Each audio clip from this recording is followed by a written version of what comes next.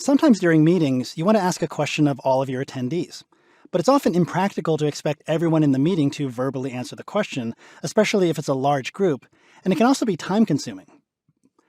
So Zoom's polling tool can make it much easier to get an answer or opinion from everyone in the group, and it also allows everyone to see the results. On top of that, it can help get responses from those who might not be completely comfortable speaking up in front of the entire meeting. In order to use a poll in your meeting, you have to first make sure this feature is enabled through the web dashboard. So sign into your account, go to Settings, and here under In Meeting Basic, scroll down and find Polling, which you can see I already have enabled here. Now note that you have to be using a licensed Zoom account for this option to appear, as opposed to a free basic account. Also, if this option is grayed out, that means it's been disabled at the group or account level, and you'll need to ask your Zoom administrator to unlock it for you. But I have it enabled here, and I have a meeting already in progress, which we'll go back into. So we'll expand that. I'll unmute my mic so everybody can hear me. Hello again, guys. All right, so let's say I'm in a meeting and I have a question I want to ask the entire group. Notice we now have this polling button here at the bottom of the window. So I can click that, and I can click Add a Question. That takes me to my web browser where I can create questions and answers for my poll. First, you'll want to enter a title for the poll. This is just a general name for the question or questions you want to ask. For example, maybe I want to survey the attendees about an upcoming offsite retreat. So I'll call it Offsite Retreat. If you want, you can check the anonymous box here to keep the individual responses anonymous. I'll leave that unchecked in this case. Next, you want to type in your first question. So I'm asking, do you prefer an in-person or virtual meeting? Now, because this is an either-or question, I'll leave the single choice selected, and then I can enter the two options for the answers. I can scroll down, and if I have another question to ask, I can click Add a Question.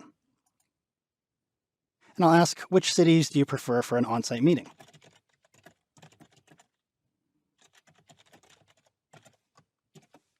And since I want to get a sense of which cities are the most popular among the attendees, I'm going to allow for multiple choices in this case.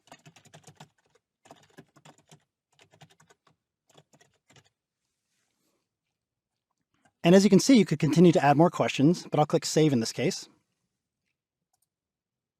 So here I can see what the poll looks like.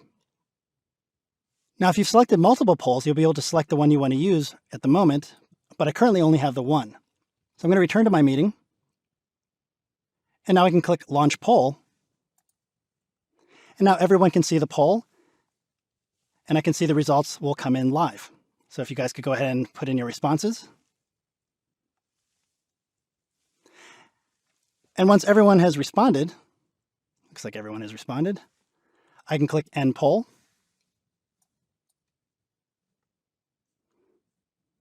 So this obviously works a lot better with more people, but you can see the results right away here. And if you need to, you can relaunch the poll, which erases everyone's responses so you can start over. Or I could click Share Results, and that places the results on everyone's screen so we can all talk about the results. Once we're done with that, I can click Stop Sharing to hide that from them. And I can close my poll window.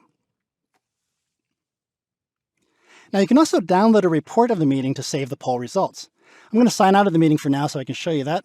I'll see you guys later. And I'll leave my meeting. So back here in the web dashboard, I'm going to go to Reports.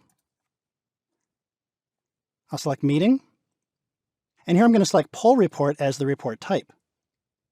I'll search for the meetings that have poll information. We can see them here. So this is the meeting that we just left. And here I can click Generate. And you can see it's processing.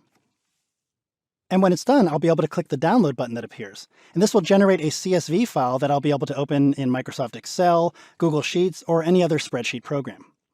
Now, lastly, it's probably occurred to you that it's time-consuming to come up with a poll on the spot like we just did. If you know you're going to be asking specific questions of your attendees in a meeting, you can create your poll ahead of time. In the web dashboard, you can go to Meetings. If the meeting isn't already scheduled, you'll want to create the meeting first. So for example, I'll schedule a new meeting. And I'll just save this quickly as my meeting.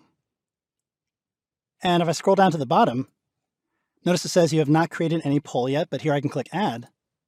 And here I can create my poll questions for just this meeting and then save the poll.